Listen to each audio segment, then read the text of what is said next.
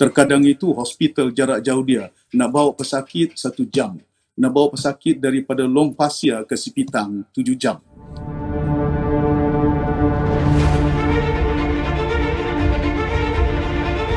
Saya akan melihat kerangka dahulu bagaimana kandungan belanjawan ini.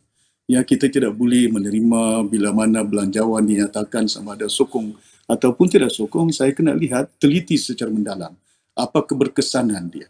Contohnya, saya boleh nyatakan setiap tahun daripada belanjawan yang kita bentangkan di Parlimen, 260 bilion, 270 bilion.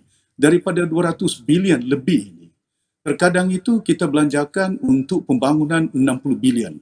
Lepas itu masuk lagi dalam kerangka subhead yang kita katakan emolument, perolehan.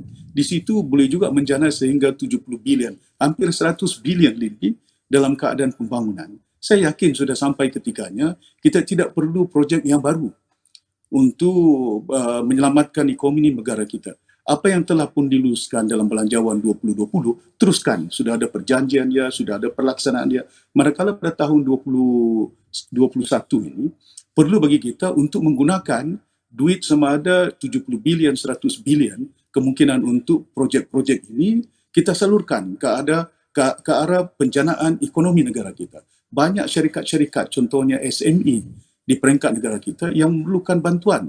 Mereka ini juga mempunyai jumlah pekerja-pekerja di peringkat akar umbi. It must be very focused into surviving. Orang kata kita perlu fokus ke arah menjana ekonomi domestik negara kita. Kerana kita tahu berhadapan dengan COVID.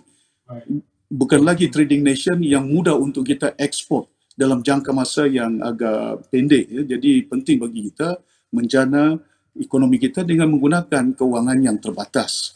Dan ini perlu dilihat dari mana sumber yang perlu kita perolehi. Banyak.